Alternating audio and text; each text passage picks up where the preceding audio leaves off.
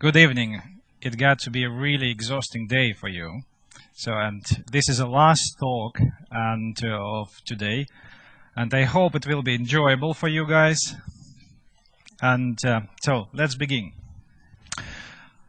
Unless you missed the topic, so that's cross-platform mobile development, and there is still time to run to another session if you have to. Yeah. Actually, I'm going to start from the question to you. What is so important for us, for the developers and engineers in all this cross-platformness? Why we are flocking to this cross-platform title? Why we are trying to run our software on all platforms? Why we would like to cross-compile it everywhere? Any answers? Code less expense. Anything else? So speed. Yep. Code maturity, important. So when I was trying to list, do you know what was my first? Is it because we are lazy? So we don't want to do more work? And then I realized, no, not because of that, because we don't want to do the tedious work, redo the same application again and again and again. And if we have a great mature framework, why don't use this?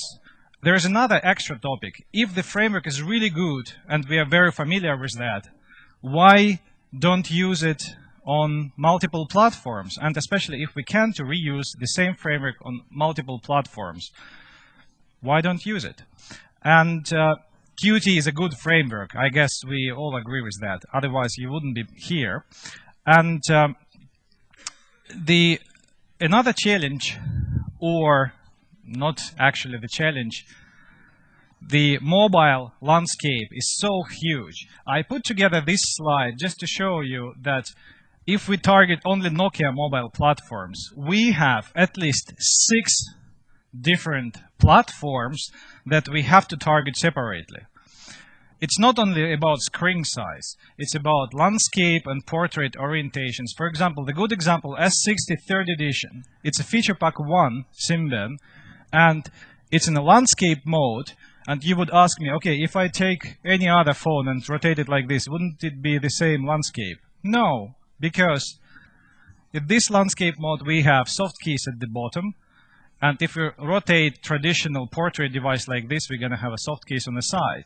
So, can we distinguish them as the separate platforms? Of course we can.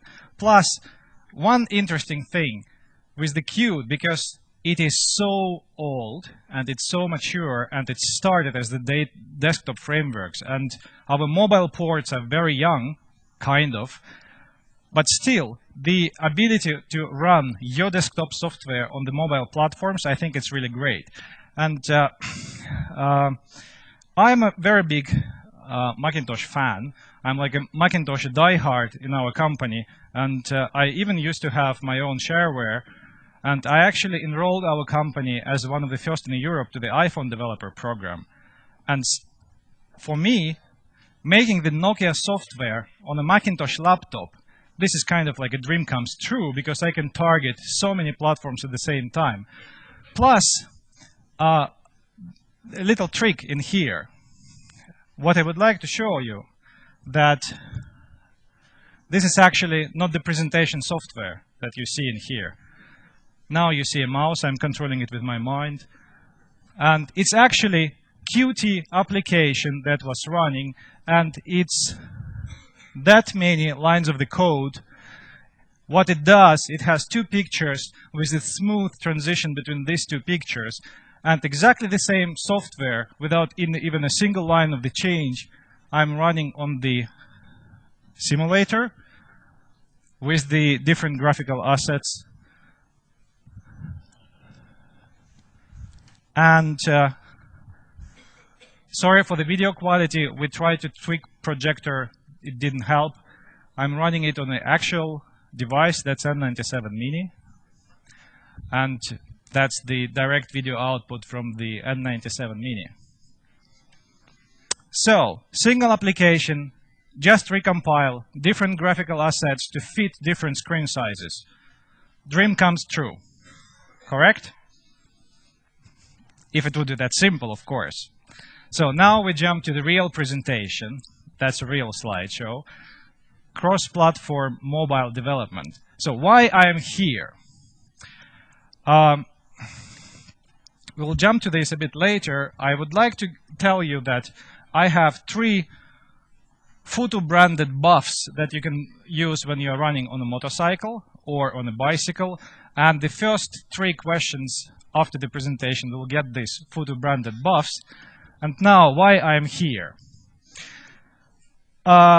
Because we do a lot of mobile software in our company. And we are called Futurice. We do a lot. And we are 120 professionals in Helsinki, in other Finnish city, Tampere, in Berlin. We cover all mobile platforms. We are a development house. We are targeting the internet services and mobile applications. And we really cover all mobile platforms. I'm leading a mobile development team, one of the mobile development teams in our company. And as you might imagine, Nokia is our biggest platform. We are from Finland, so go figure. We are located 15 minutes from Nokia Research Center, 15 minutes from the Nokia headquarters. Why would we target Nokia platforms? Right. So we have over 10 years, close to 10 years of experience working with different kind of Nokia platforms. And good people at Nokia asked us, why don't you share your experience targeting with the Qt, targeting multiple platforms, including the Nokia platforms, desktop, non-Nokia platforms. And the surprising question or surprising advice was, please be honest. So, and we asked, okay, how honest do you want us to be, like defined level?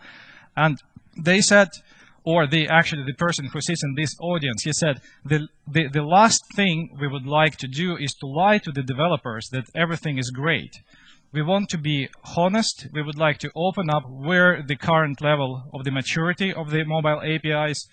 And if developers know truth, I think it's much better if they wouldn't know it and they will find out and then they'll get this rejection that, okay, they lied to me, I'm not going to use their tools. So I'm going to show you what kind of underwater stones you're going to hit when you're trying to target multiple platforms, especially Nokia platforms. But first, I'd like to share with you a little bit of statistics since last autumn. This is statistics of the mobile projects in Futurice, and in any given month, in my team alone, we are running around 12 mobile projects simultaneously. And last October, do you know or guess how many projects were based on Qt?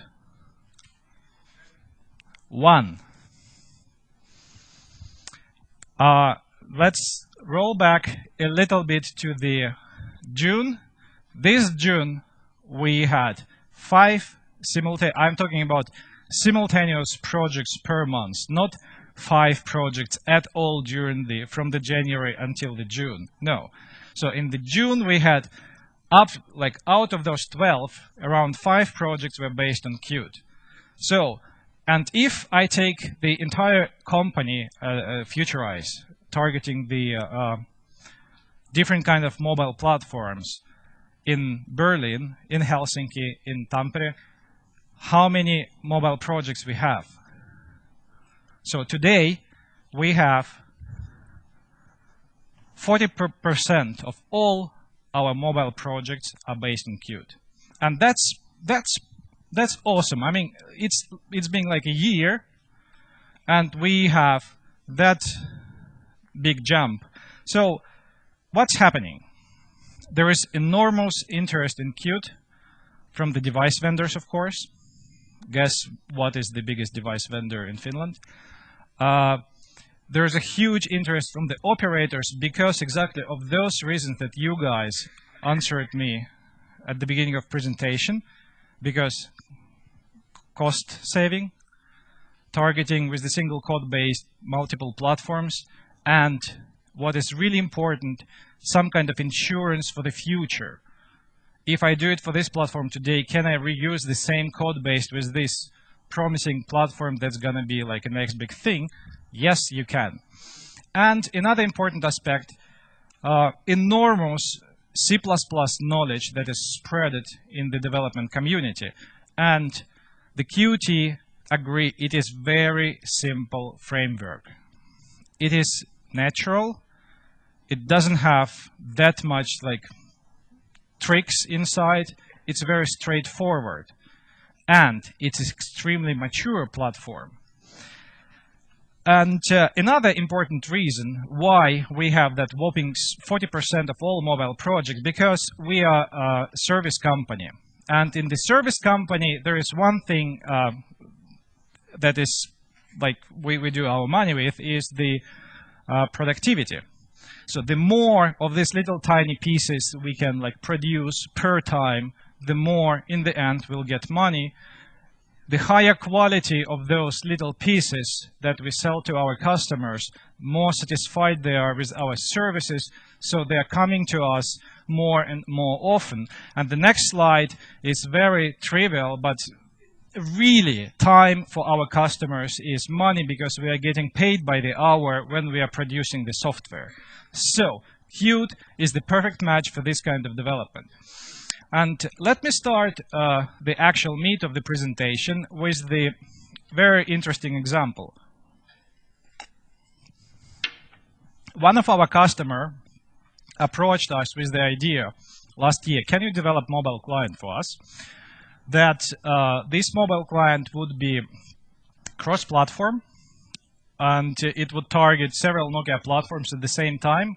It's important to have the code reusability as much as we can. So at that time, we started last December. It was Maemo 5, essentially N900, S60 3rd edition, and S60 5th edition. And apparently, they wanted to use the Qt to achieve greater code reusability and to reuse this as the very good example. Interesting aspect, they wanted to be an open source project. Who knows what I'm talking about? Which project? Yeah, I know that you know. Yeah, I'm talking about WordPress client for Nokia devices. That's a big open source project that's been happening since last December. And these are two websites, one for like binary downloads and another for the development discussions. And we have created WordPress for the N900, S60 3rd edition, starting from N95, S60 5th edition, and Symbian 3. Actually, we compiled it also for the Windows Mobile. So, and do you know, no, let's first see some video. Again, sorry for the quality, but whatever you can imagine doing with the web admin interface when you are publishing your blog, you can do with this mobile client. So you can approve, disapprove posts, comments. You can handle multiple blogs with the single client, and you can do everything, as I said, what you would do from the admin web interface. And this is a N97 Mini. I have the next video with a bit lower quality. That's screen capture from the N900, where it's showing how would you reply to the comment, and you would type something. These are direct screen recordings from the devices.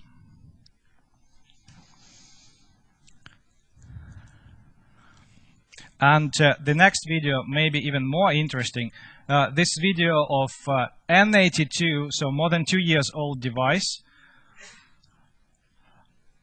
And for example, here I would actually try to include some photos from the device gallery. And it will add the photos from the galleries that it could find, etc., etc., etc. And it's pretty complex application. because it's not about just the views, but about the whole network logic, because this mobile client will go offline pretty often. So we have to handle all the caching of all the content, like to make it really smart and handle the connections to the actual WordPress blocks all the time. And to be able to work offline if you want to write something and then only when you have the connection to post this. Who would guess how much time the initial development took? We had like 2.5 developers in the team doing it at the same time for the Maemo, 5th edition and 3rd edition. Exactly, 2 months. And for this complex client, 2 months for the initial release. It's awesome. So we published it in January as the open source project with our friendly colleagues from Automatic, the actual creators of the WordPress. It's supposed to be in the Ovi store pretty soon, published by Automatic, but it's an open source project. So if you don't mind, just go and look. It's really great client. And so we have accumulated this vast, like huge knowledge of the Qt, doing all kinds of different ports, and what can we share with the developer community? And I went to my team, talked to the developers who were doing the WordPress, who were doing all kinds of other mobile clients, and I told them, okay, guys, now you've been doing Qt for a while, you like seasoned C++ developers. You've been doing all kinds of variety of platforms, so please tell me, what can we do?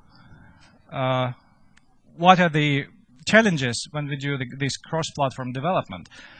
And the answer from my team was that, okay, what do you want to hear? And I said, okay, let's have, what are the common problems? For example, if I want to have a single application targeting the variety of platforms, what would I have to face? What are the tips and tricks that you would like to share that you will bump anyway? And can you create for me a few very simple examples that I can share? And I was talking today with the guys from the Qt Hack, and they said, okay, Michael, can you really say that targeting multiple Symbian devices is like a true cross-platform development? If you are Symbian developer, yes. I mean, the targeting variety of Symbian devices, targeting like 3.1 and Symbian 3, that's true cross-platform development. Plus, we are going to talk about a few other platforms. First, I have to give a little bit of credit. These 3 guys who helped me from my team with the examples. So Sakari did all the examples for this presentation, and Timo and Antti, they were helping me with the advices. So credits is due. And let's start with the very trivial challenges. They actually told me that, Michael, it's not that bad. And when we are doing the cross-platform development with the Qt, really, it's not that bad. You really can target multiple platforms. And the trivial challenges that you will face, let's start with the Q widget. If you are building your UI for the mobile platforms with the Q widget, it's going to be slow on all mobile platforms, no matter what you do, if you're going to have huge amount of widgets. I'm talking about hundreds or even thousands. So actually, we did a big mistake when we started first time to create the WordPress. We were trying to have a huge object tree of the Q widgets, and we run into big problems because if you have to manage hundreds of posts with all these tiny details, it's going to be a nightmare. So if you're targeting huge amount of Q widgets, don't. So but that's pretty obvious. The second is apparent file system difference. If you would like to save where your application is supposed to save data, for example, in some platforms you can actually save your data into some system location. In some you can't, and it actually takes time to find out if platform isn't that familiar for you, where you're actually supposed to save your local private data for the application, like settings, etc., etc. And then, of course, access to the hardware. But this part is going to be addressed with the Qt mobility, and we cannot get away from the native code in terms of the native platform APIs. So sooner or later, if you have something really hard to do with the hardware access, you'll have to go to the native platform APIs. And there is a interesting misconception when people are saying, are you doing the Qt development or are you doing the native development? Qt, it is native development. It's a framework. It's a C++ framework that's being written around the native API. So it's not a Java. It doesn't have a virtual machine. So it is native development. And if we take a look at the big challenges and advices, we can divide them into the 4 big groups. First group is the development environment. So how to deal with the should you or shouldn't use Qt Designer, or how to use the simulator build system, and I'll show you example how to create a very simple application and what to do with that. Then the second, the Qt default behavior, and the very good example about that, input dialogues. Whenever you're going to face, or whatever kind of development you're doing in your mobile application, you're going to have the user input, right? So sooner or later, you have to pop this input dialog, and there's enormous differences in variety of mobile platforms with the windowing system, or how it will look, how wrapping is working, and I'll show you example how to, like, the best way to work around this issue. Then, huge issue that you're gonna face, of course, Qt bugs. We are all developers, we're all doing bugs, so what to do when you're hitting the wall with the bug? Is it your fault or is it a Qt fault? And very illustrative bug that we have. And finally, how to deal with the different screen sizes. And I'll show you a very nice sample, actually the first sample that I started with, how to utilize graphics based UI. Okay, so let's start. Let's start from the first. Challenges with the development environment. If we'll take a look at the Qt Designer, who is old enough in here who remember how to do stuff with Borland Delphi? A lot of people. There are a lot of Borland Delphi developers on there. Yeah, I started with Delphi with Windows 3.1. You might have perception when you're starting to use Qt that you're, oh my god, I'm back to Delphi. So I can really do this drag and drop, connect the code, and everything just works. Yes, to a big extent, but there's a little underwater stone. And actually, who is old enough to remember what is Coolix? It's Borland Delphi port to Linux that was done with Qt. Exactly. So let's take a look at the how we would make Qt application. I'm controlling computer with my mind again.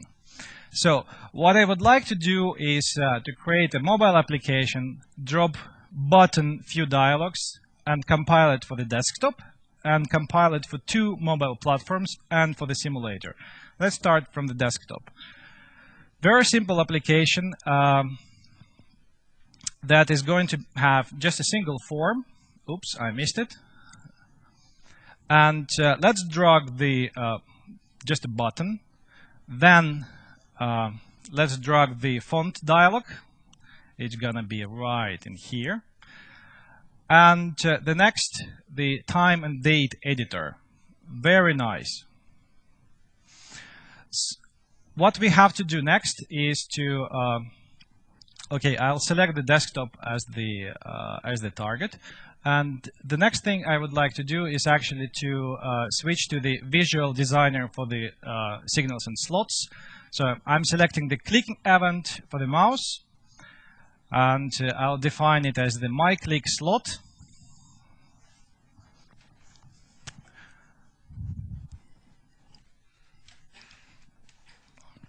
Now let's just switch to the code, and we have to create the, of course, in the header we have to define the slot, and then we have to write in implementation.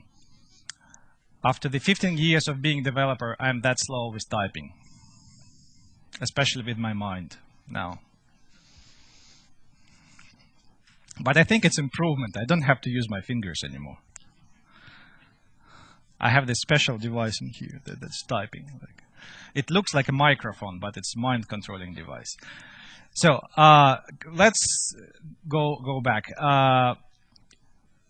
When we click, I just want to display the dialog that just displays some message. So we'll have to include the Q message box.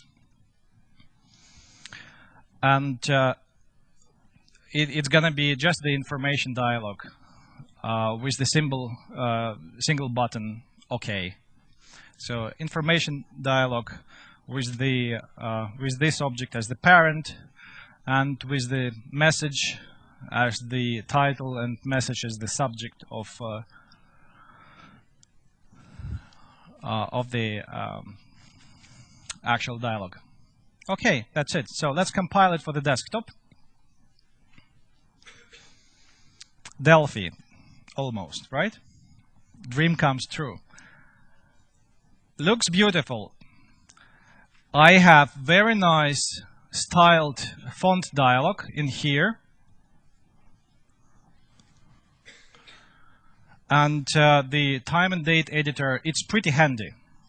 And we are talking about desktop development now. Now, let's just switch the platform to the simulator.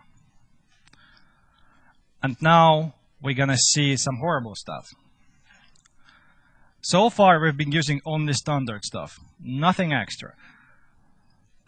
Sorry for the darkness, but then again, push button.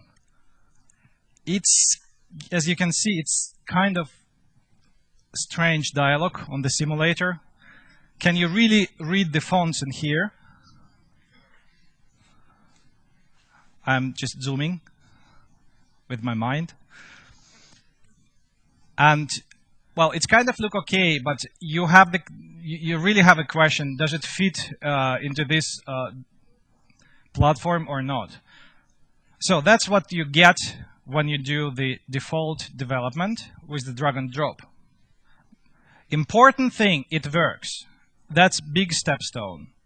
Because my message, guys, today is not to criticize, but to provide at the same time good, healthy critics with the very positive message. Okay, what's going to be next? Next, I will show you how it looks like on N97 Mini. It's called Nice UI. So I'm starting it, and actually it looks okay. So it's default system dialog, and you can edit the time, and you almost can hit this little button. Why it's delaying? Because I'm actually hitting it all the time. Now, okay, almost hit. Now, that's what kind of system dialog you're gonna get. Again, it works, but do you want to sell this to the customer? But then again, what is good about Qt Designer? In few minutes, you can, just like that, prototype everything. You can prototype everything. You can show to the customer, don't look at the UI, but that's how it's going to work. You can prototype entire functionality with Qt Designer. You can use it 100% on a desktop. Not a problem at all. It's really like back into the good old times with the Delphi.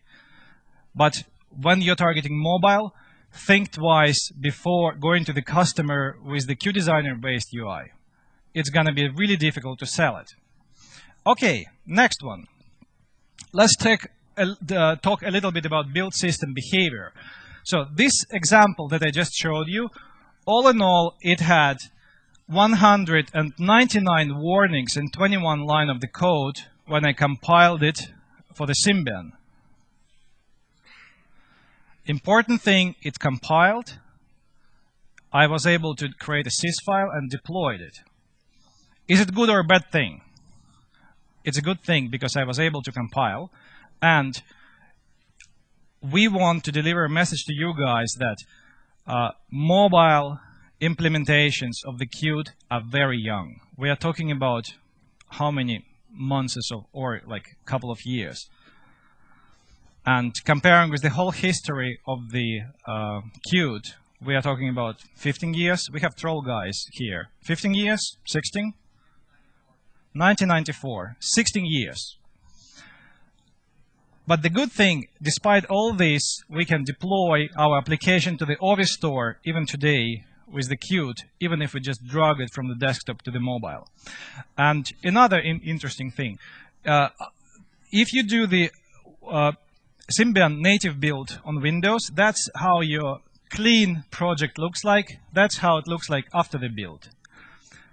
There's no way you're going to clean up this with any kind of, except you do the custom scripts. So for a little bit, you have to be patient because, yes, we're going to have challenges with the build system, with the build environment. We're going to have extra steps to clean up environment. But the outcome that you're going to get is very great. So and consider it as the first step. And then, while we were on Windows, I'm going to talk about Windows Mobile. So when the Nokia guys asked me, can you actually include to your talk Windows Mobile? I was like, really? So, Windows Mobile. We have a person again in this auditorium who did the Windows Mobile port, actually. So I hope I didn't say anything wrong. But why Windows Mobile? It's considered to be dead end, right? But do you know, guys, how many Windows Mobile projects being done right now in the industries? I am not talking about customer applications. Heavy industries, points of sales.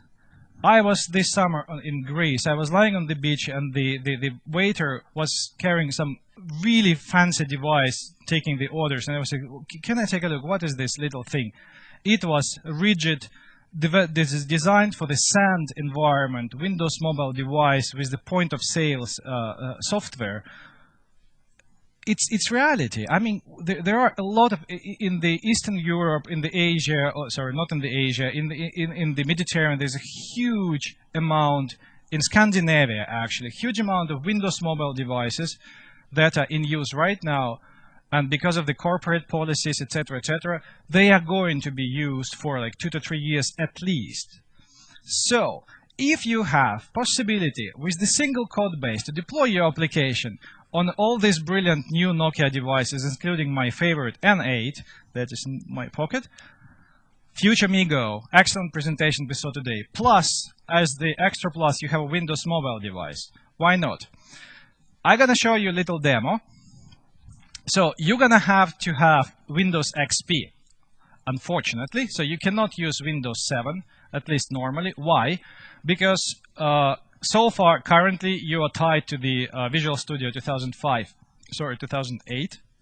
And you can install it in Windows 7, but it's not recommended configuration, and it really doesn't work properly on Windows 7. You're going to have the Windows Mobile 5 or 6 SDK, and you're going to get the Qt. You'll have to use the source distribution, and you'll have to configure it, and you have to build it. Now, let's talk a little bit about time. Do you know how much time this process took me? No, not that much. Come on. 2 days. 2 days, yeah. One day to install the Windows, all the Windows SDKs, Windows Mobile, etc., etc. Qt configure. Yes, I was running it on my Mac and virtual machine. That is okay, but it took me like 30 minutes for running the Qt configuration. The actual build took exactly 3 hours. If I take like a normal regular desktop, I can squeeze the time to 2 hours. We have one, I don't know if my colleague is in audience. He has custom Linux configuration. He can build entire Qt in 18 minutes. So I didn't have that computer, but that's true. So after you spend that much time, let's take this tiny application that I just created with my mind, and let's try to run it on Windows Mobile. So here is this project that we just created. One thing I have to do, of course, with the Visual Studio pre-configured command line environment, I have to run the qmake with the special keys to generate Visual Studio-based project. That's it. After that, boom, magic. I have Visual Studio-based project. Exactly the same code base. You can actually do development at the same time from the Visual Studio and from the Qt Creator. Double click, I'm running the Windows mobile, Visual Studio with this it's exactly the same application that we have created a moment ago.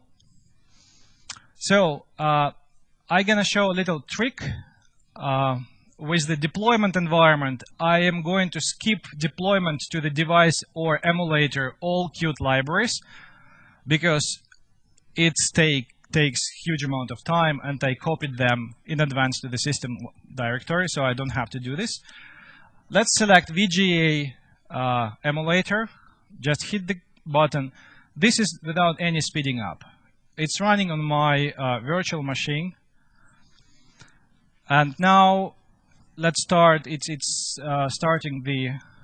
So it's pretty fast for the full emulator. It's not a simulator. It's emulator. And now we have exactly the same application running on a Windows Mobile. Unfortunately, with the same UI flows. But if you would design it, like if you know what you're doing, even with the Qt Designer, you can design for the Windows Mobile pretty nice user interfaces. If you don't use all these pre-made dialogues and just use smartly your buttons and your layouts, you can do that.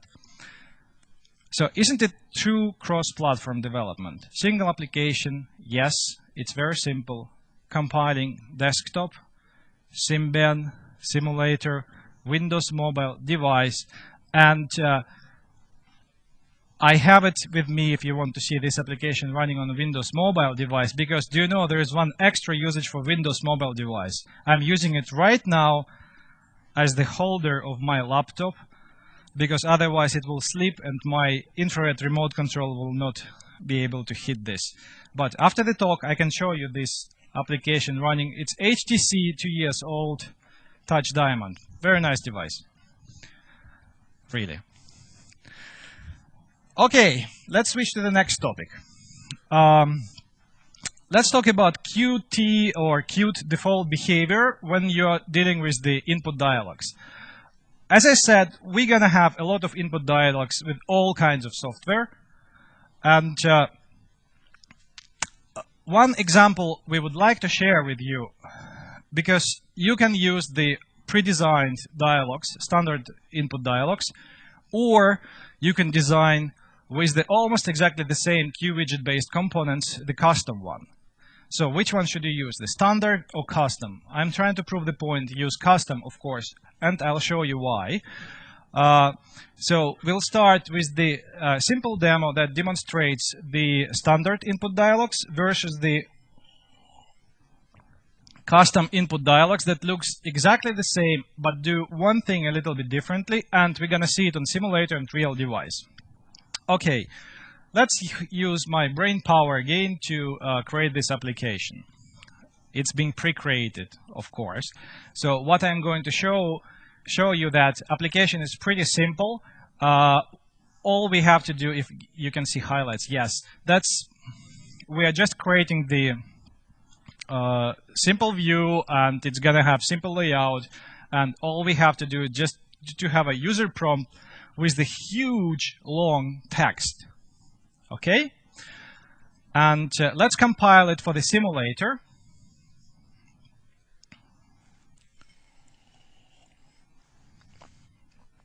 That's how it looks like. So when we hit the press button, we have the standard dialog. There's no way with any kind of standard input dialogues, no matter what you do, no matter how hard you try to hack it, it's gonna have the text wrapping wrong, because it hasn't been designed for the long text for the mobile platforms. It doesn't matter if you rotate it or not. But there is a very, very, very simple solution for this problem. If you design the custom dialogues.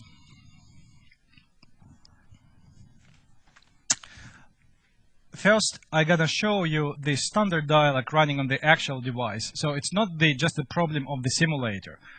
This is a real device, real screen output. The wrapping doesn't work. And that's sad truth. So how to deal with that? The answer is design custom dialogs. It's actually adding just a couple of extra lines of the code, and here is how we do it. Exactly the same, almost exactly the same code, but instead of using the standard dialog, we'll just compose the dialog ourselves, and we'll have the wrapping hint. That simple difference, but it's gonna save you huge amount of time.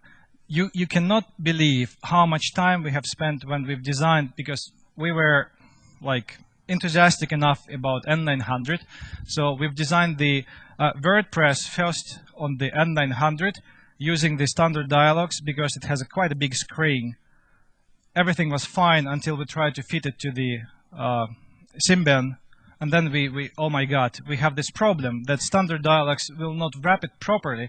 So here we have custom call for the custom design dialog. And that's how this dialog, okay, it looks kind of big, but it's not really big. All we have to do is we are just adding the buttons and input fields ourselves. And if you compile it for the simulator, ta-da, we have nicely done wrapping, and it doesn't matter on which platform you're going to use this, it's gonna fit perfectly. So that simple thing, and that's how it looks like on a real device.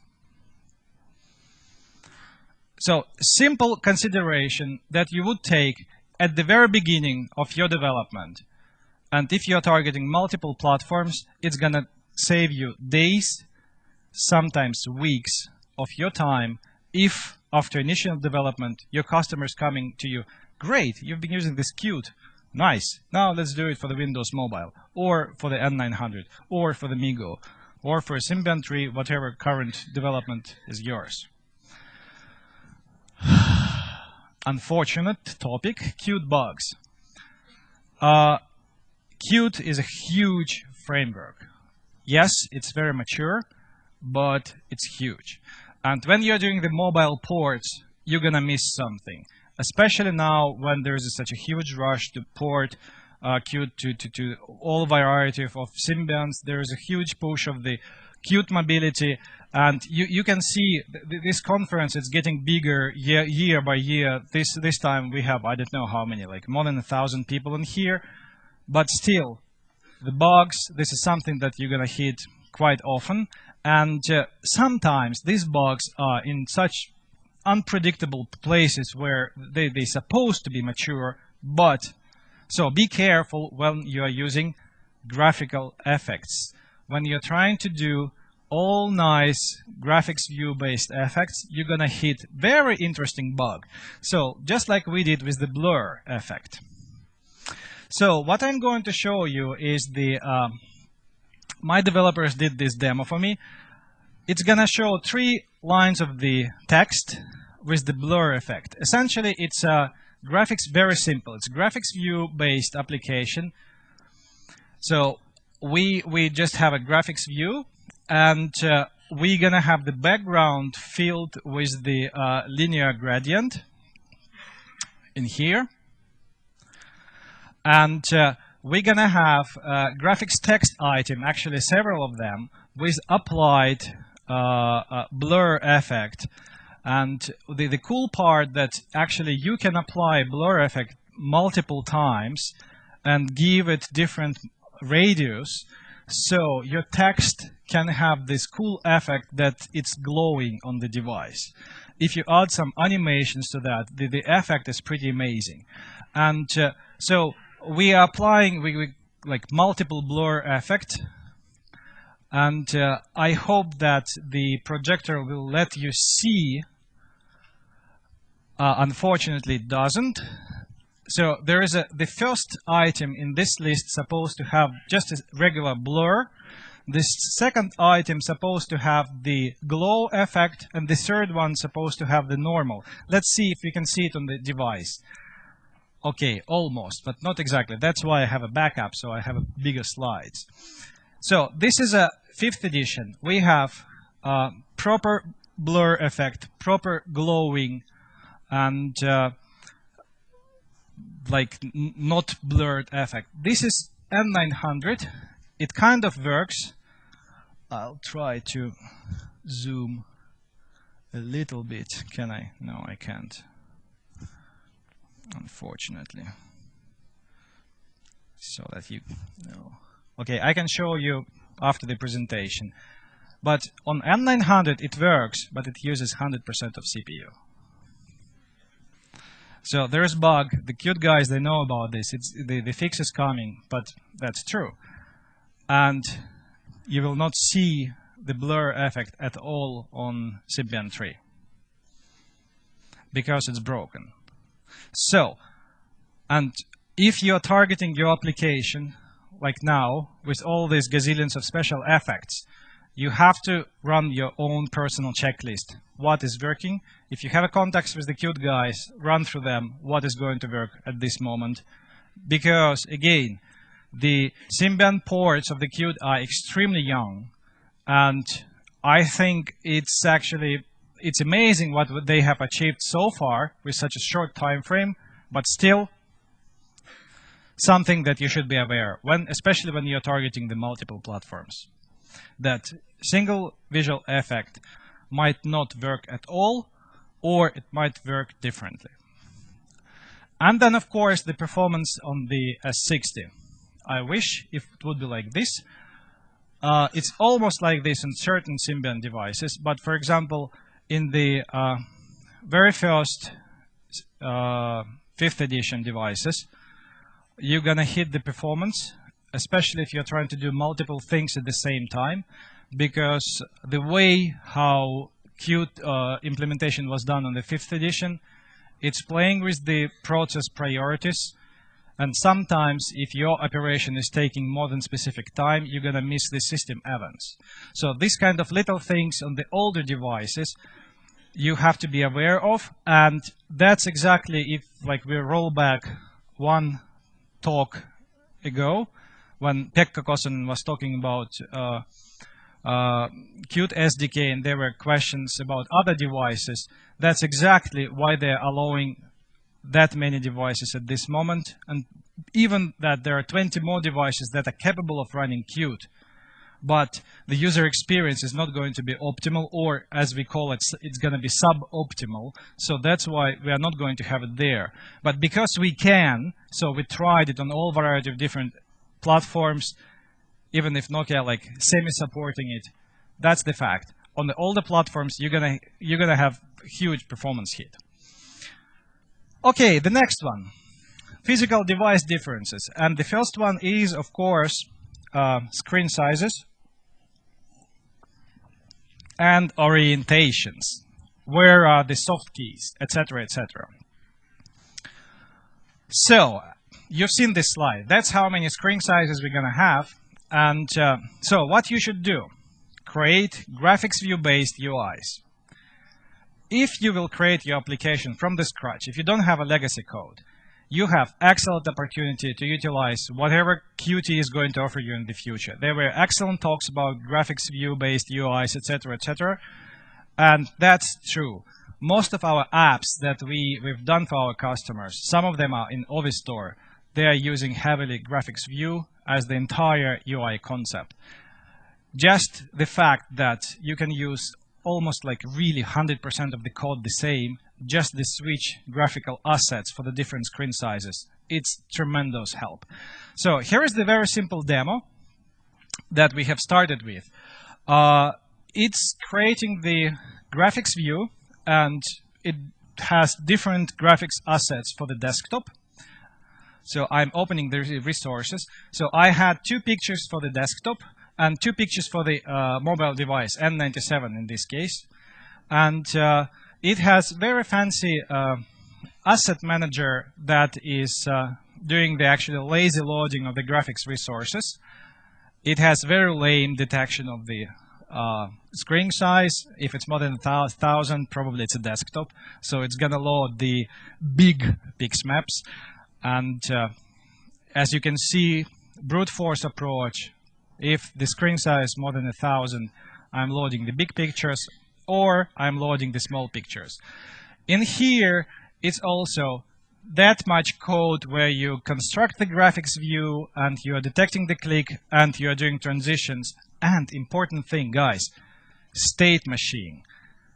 If I would give you every single advice when you're designing the Qt application with the graphics view for multiple platforms, combination of the Qt state machine with the graphics view, that's a win-win combination. You can do magic with that.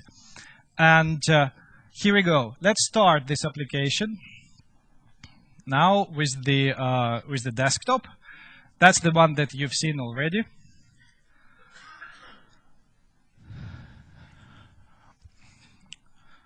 Very simple. That's two PNGs with the transparency and animation between two of them. And if we switch to the simulator, it will fetch the images with the appropriate size when we are running it.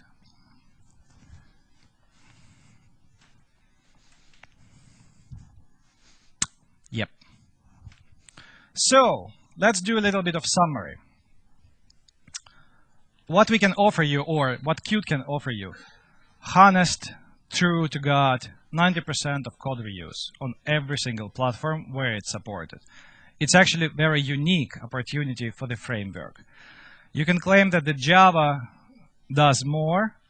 Yes, that's true, but Java is a virtual machine. Just this fact that Qt is a native framework. For the native framework to have that much code reuse on multiple platforms, that's pretty awesome. It gives us excellent productivity. As the Symbian development house, as the house that's been developing multiple platforms over the years, iPhone, Android, Windows Mobile, whatever, it's really true. It gives you great opportunity to be more productive. Excellent development environment. Developers really love it.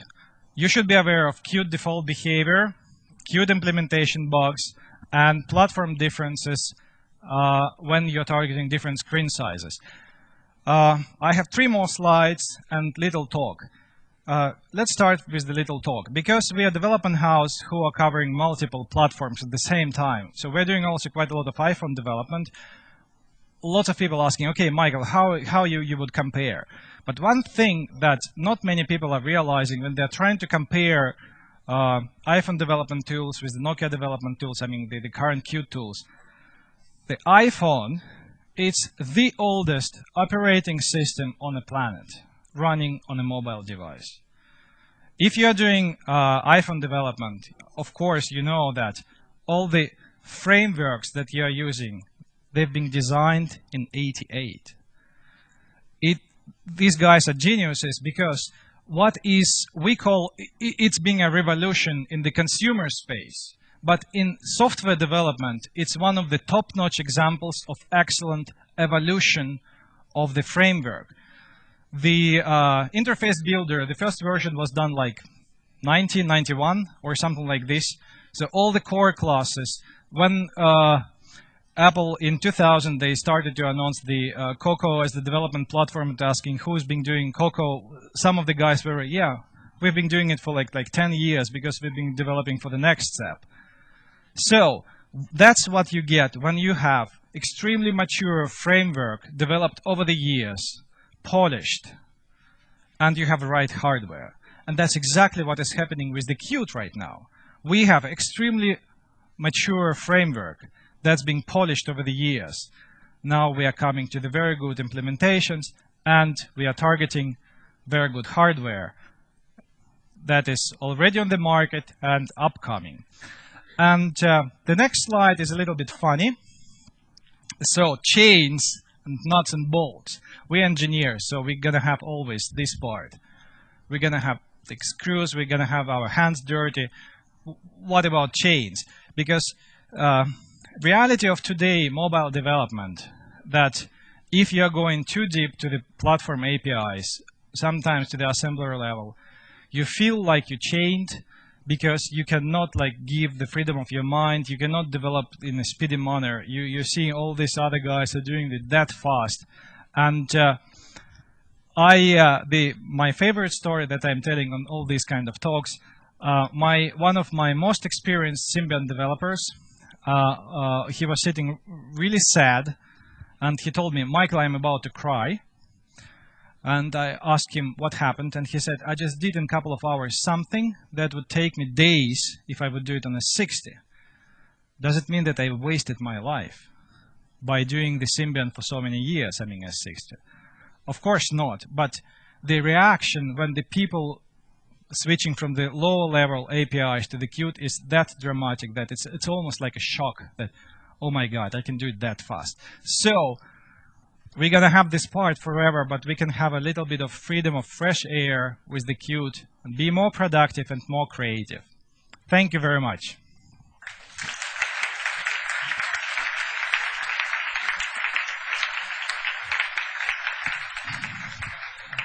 Let's have our microphone ready. If there are going to be any questions, remember, first 3 questions will get these excellent buffs. Oh my God. Yeah. Okay, here is 2. Now I have to choose who I like best.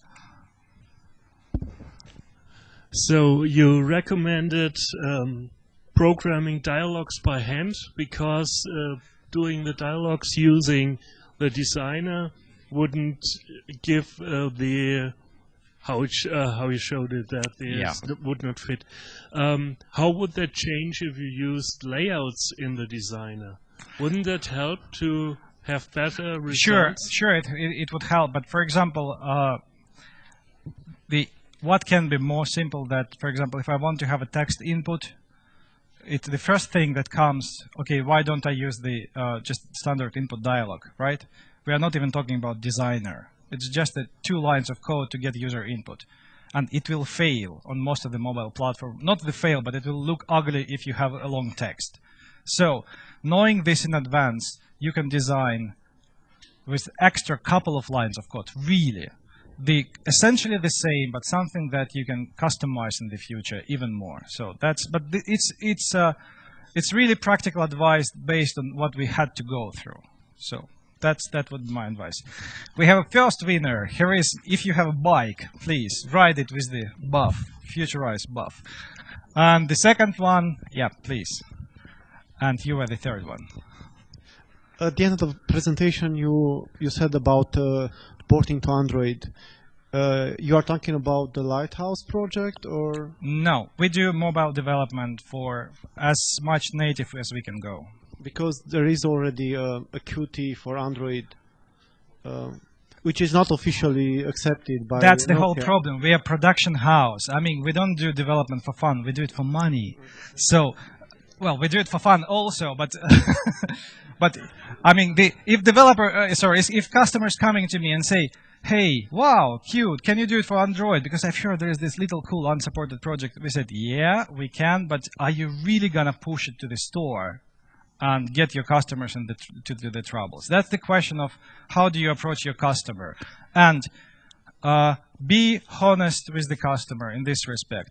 Bring this up, because sometimes customers, they said, okay, let's give it a try. Maybe it's mature enough. So just bring it up to the customer. So it's not yet mature. Yeah. The other thing, I look on the WordPress website, and your company, thank you, is not there as some credits to you. So they just, I think, on all the mobile application is only the company name, so there is no reference of you. You can get it from our emails, from our names and emails. We in this project we were not for the credit, because everybody who is interested, they can see apparently what's the company who has created it initially, and we are biggest contributor to the project. Automatic guys, they're very big friends of us, and we are doing this project together. And they were great help to get to the same level with as the other mobile clients they have. And there was the third question. And the buffs? I was interested in the 10% that are not portable. In which parts of the development? I'm come from Symbian development and Windows Mobile and all this development. Which parts? Is it the sensors? Is it the network? Where is this? Whatever mobility is doing right now. So that's 10%. Because current status of the mobility, we're going to see great progress in the following few months. We have excellent betas, and the guys from Nokia would not let me lie. We're going to see tremendous improvement. But if we are talking about, I'm realist, I'm talking about like today. Right now, we have single device with the Qt shipped. 2. C7 is shipping, I believe. Yeah. So today, if you're going to target this device today, you're going to have a lot of things done by hand if you are targeting camera, for example. So that's those 10% that we have to do with the native Symbian code. Video playback. Sometimes you're going to run into the troubles if you're trying to do it like on this specific device. But then again, you can always approach your customer and ask, we can kick the native platform player really nicely with that much native native APIs. Do you mind? In most cases, they really don't mind. Because if you do it like right, then after the playback finished, you're going to go back to the application. So.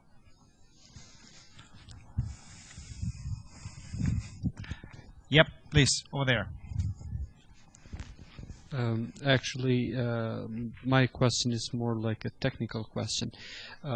If you, I've seen that you've done lots of low-level and higher-level Symbian development, but what is the best approach to real-time applications? For example, if you have some calendar applications, and I'm just picking up an application which listens to a web service, and what is the best way to approach that in listening to the web service for several seconds, such as cloud-to-device messaging that Android offers and the iPhone one? I don't know. You can do all these parts. You can do with Qt really nicely. Yes, but the Qt thread isn't implemented, I think. I'm not sure about this.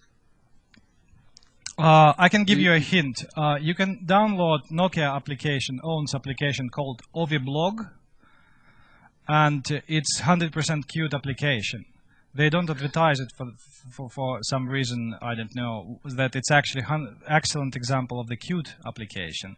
And they are fetching the data all the time because they have Twitter updates coming all the time. That's 100% Qt application. So you can,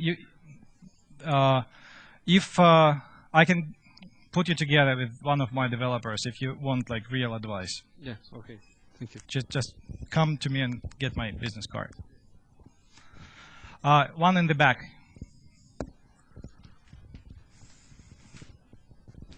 Hello. Just to come back to that example with the Qt designer in the beginning, where the font chooser didn't look well on the various other devices apart from the desktop, and you said that coding it by hand would be more robust. The only thing that would come to mind would be to put if-defs in the source code, figure out if you're using Symbian or Maemo or what, and if so, set an appropriate font size for the population in the combo box, but it doesn't sound very elegant. Or what kind of solutions did you have in mind for that coding by hand there in that example? Can you repeat the last part?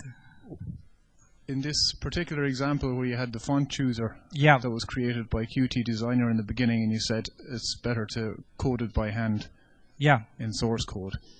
And if I were to code that by hand in source code, I wouldn't think of any better way than to use if-defs to figure out if that operating system was Symbian or Maemo or whatever, and then to set the font in the drop-down box appropriately or whatever, but that sounds ugly. And that's exactly what we are doing.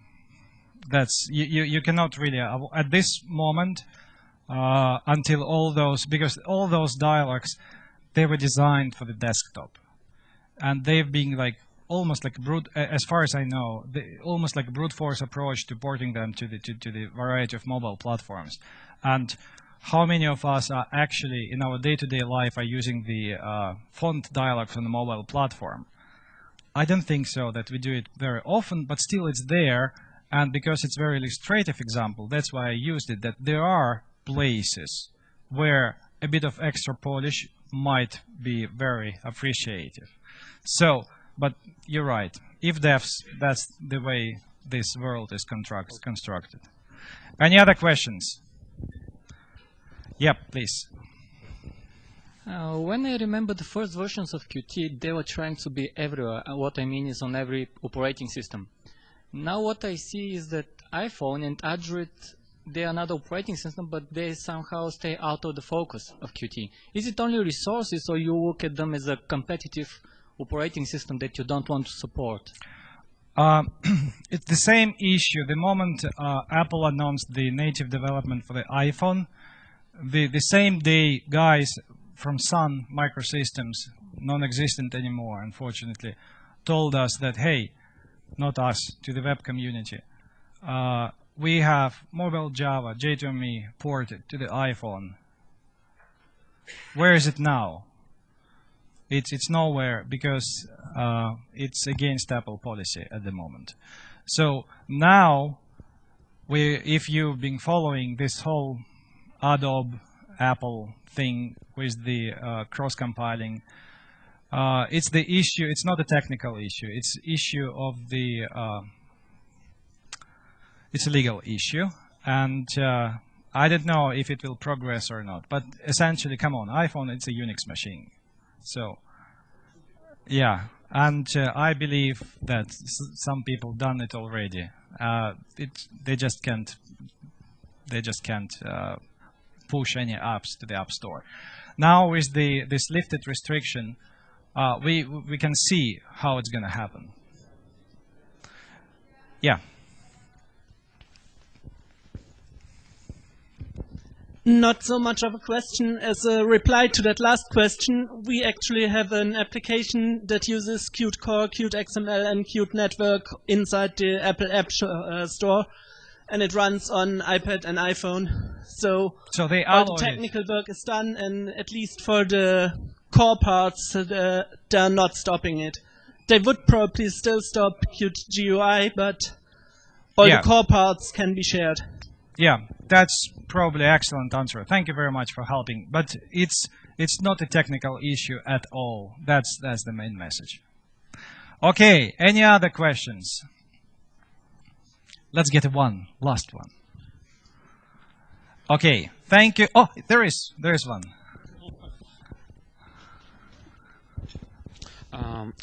My question is from.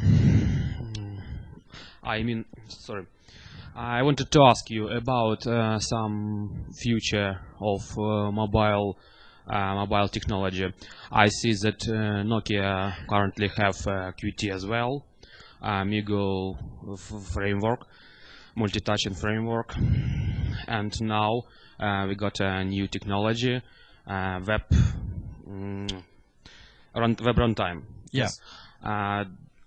Don't you consider web runtime as big competitor for Qt, for Migo framework? How you see the future of that two parallel technology? I meant that we have a lot of people who know very well web development, and personally me afraid that we would have big competitors for C++, highly, I mean very good developers. So we got some lot of new developers who jump from web development to mobile development without any real experience about the device. So how you consider the situation? This is a very good question. One, it's like multiple layers, and if there are any Nokia guys in the audience, they might help me to answer like properly. First thing, let's talk about iPhone first. Actually, 1 year ago, around the same time, I was doing the talk in Sweden, an ORDEV conference, where I was talking about web development, web apps on the iPhone. we've done a lot of web runtime widgets for the Nokia devices, and there are excellent examples of third-party widgets, web runtime widgets on the Nokia devices. But then, if you take a look at the best of the best current web runtime widget, with all the JavaScript magic you can put into the use, you're gonna always see these tiny microseconds of delays when you're scrolling, or when you're selecting, you kind of see this. Oh, it's just kind of flashed a little bit when it was loading this picture. So, and that's what makes the good user experience when we are talking about native application, because you can tune your application to the extent where the hardware is possible. If you are not up to this level, if you can live with all these tiny little things, then why don't you use the web runtime? But then again, you are talking about sandboxing. Can you embed the camera into your native application? Yes, kind of, you can. Can you do it with the web runtime? No, you're gonna hit the platform camera. Can you freely write the files? So they're gonna be, it's always native versus not native. There are gonna be good solutions and bad solutions. One very positive development that is happening now is the common web runtime, I believe. So, or WebKit that is Qt-based WebKit. And in there, you can do a lot. And how about for example, if I'm not mistaken, that the Ovistore client on this, on this device, it's a hybrid application. So that's lots of UI is done, as far as I understood, with the WebKit actually running inside the Qt. So, but then again, if you're talking about traditional web runtime widgets, you're gonna see always this tiny little microseconds of delays that, in the end, that's exactly what defines good user experience versus bad user experience. And we've done a lot of widgets also. There are good ones, there are not that good ones. So there are hybrids, and you have to choose. I wouldn't call them competitors. That's my personal view. They might combine each other, but in the end, it's gonna always, is Java faster than C, or is C faster than Java, or is Mac better than PC, or yes it is, but or not. So, but that's what is better. That's as the engineer, you just have to make the weighted technological choice. If you think that you're gonna save a lot by doing the widget, just go for it. That's my answer. Hope I answered. Any more questions? Okay, guys, thank you very much. It was the last talk for today. Thanks.